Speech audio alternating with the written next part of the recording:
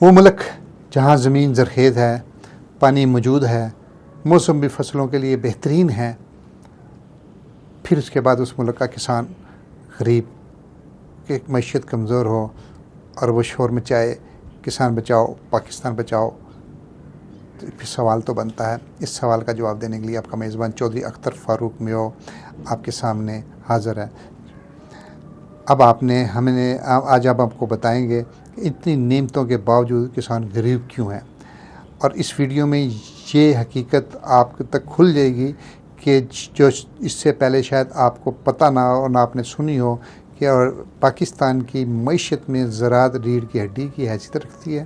اس بات کو تو آپ کو پتہ ہے، بچے کو پتہ ہے، بچپن سے ہم یہ بات پڑھ رہے ہیں، لیکن اس بات کا نہیں پتہ کہ اس کے بعد وہ ہم غریب کیوں ہو رہے ہیں۔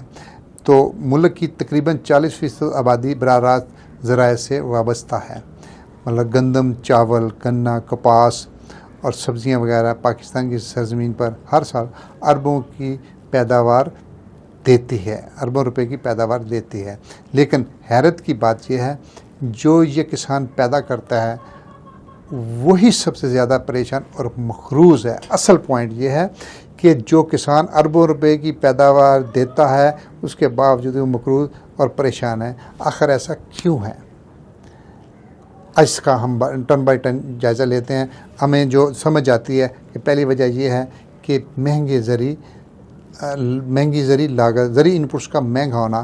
آج کل کسان کے لیے جو سب سے بڑا مسئلہ یہ بنا ہوا ہے، کھاد مہنگی ہے، ڈیزل مہنگا ہے، بیج مہنگا ہے، زرعی ادویات مہنگی ہیں، اور جو سب اخراجات بڑھ جاتے ہیں تو کسان کی کمائی کم ہو جاتی ہے۔ یہی سب سے بڑی وجہ۔ دوسری وجہ جو ہے فصلوں کی قیمتیں کم آنا۔ جب وہ فصل پیدا کر لیتا ہے تو اس کی جب پیداواری محنت ہے اس کا ریٹ نہیں ملتا، سارا سال محنت کرتا ہے، جب فصل تیار ہوتی ہے تو اس کی مناسب قیمت نہیں ملتی۔ مثلا اس کی میں مثال دیتا ہوں، گندم کے حوالے سے کیا ہوا ہے، مکئی کے حوالے سے کیا ہوا ہے، کپاس کے حوالے سے کیا ہوا ہے، اور سب سے بڑی جو آلو کے حوالے سے کسانوں کے ساتھ کیا ہوا ہے وہ یہ اس کی مارکیٹ میں قیمت نہیں ملتی، اور مارکیٹ میں اکثر آڑتی، مڈل مین، ذخیرہ اندوز ہی زیادہ کما لیتے ہیں، جبکہ کسان کو کم قیمت ملتی ہے۔ یہ بھی ایک اس کا بہت بڑا وجہ ہے۔ اور تیسری وجہ جو سب سے زیادہ اہم ہے کہ جدید معلومات کی کمی۔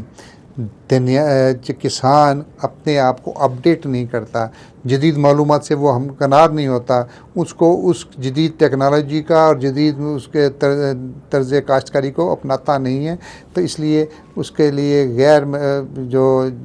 جب یہ کسان یہی کام کرتا ہے تو اس کو غیر معیاری بیج بھی لیتا ہے، غلط زرعی مشورے بھی لیتا ہے، اور انہی چیزوں سے اس کا نقصان ہوتا ہے۔ اور چوتھی جو سی وجہ ہے کہ موسمیاتی تبدیلیاں، یہ سب سے اہم ترین بات ہے کہ آج کل دنیا میں سب سے زیادہ جو متاثر ہو رہا ہے، جہاں کی زراعت متاثر ہو رہی ہے وہ پاکستان کی زراعت ہے، جو موسمیاتی تبدیلیوں سے زیادہ شدید متاثر ہو رہی ہے۔ اس لیے یہ ایک بہت بڑا چیلنج بن چکا ہے۔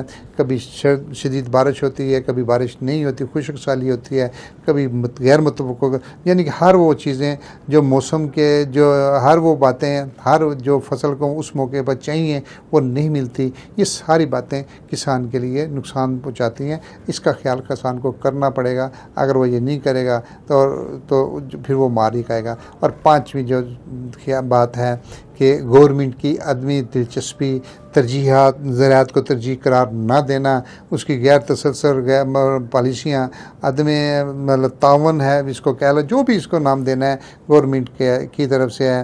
تو کم از کم ایگریکلچر کی 20 سالہ، 30 سالہ، 10 سالہ زرعی حکومت جاتی ہے، چاہے نئی حکومت آتی ہے، زراعت کی پالیسی نہیں تبدیل ہونی چاہیے۔ تو اس لیے جو کوئی حکومت چینج ہوتی ہے وہ آتے ہی سب سے پہلے اپنی پالیسی لاتے ہیں، اپنے کارڈ لاتے ہیں، اپنے پیکج لاتے ہیں، جس سے زراعت کو شدید نقصان پہنچ رہا ہے۔ اور اس کی وجہ سے اس کو کبھی سپورٹ نہیں ملتی، کبھی کھاد نہیں ملتی، کبھی کچھ اس کا ہوتا ہے، ڈیزل ہوتا ہے۔ اب یہ بھی موجودہ حکومت دیکھیں، اس کے تمام جو اقدامات ہیں کہ وہ کسانوں کے ساتھ مضبوط پالیسی پر حل نہیں چل رہے۔ اب ان ساری باتوں کا حل کیا ہے؟ ماہرین کے مطابق اگر چند اقدامات کر دیے جائیں تو کسان کی حالت بہتر ہو سکتی ہے۔ اس میں سب سے پہلی بات یہ ہے کہ آپ جدید زراعت کو، جدید فارمنگ کو، جدید زراعت کو، ٹیکنالوجی کو فروغ دیا جائے۔ کسان کو مڈل مین سے جان چھڑوائی جائے، آڑتی سے اس کی جان چھڑوائی جائے، منڈیوں سے اس کی جان چھڑوائی اور وہ براہ راست منڈی تک خود اپروچ کر سکے۔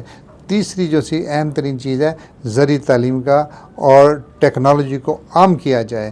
یہ آپ بار بار میں اس بات کا کہتا ہوں کہ میرے فارمر کی تعلیم کا، اس کی ایجوکیشن کا بندوبست کیا جائے تو پھر یقیناً وہ بہتر ہو سکتا ہے۔ اس کی کھاد بھی کی قیمتیں بھی کنٹرول کی جا سکتی ہیں۔